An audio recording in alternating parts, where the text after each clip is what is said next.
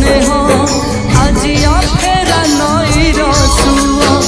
मापण तो कानीर स्नेह आजिया फेरा नईर सुआ पचारुची पचारुची धरी ताको किए पोछी दब आखिर लुह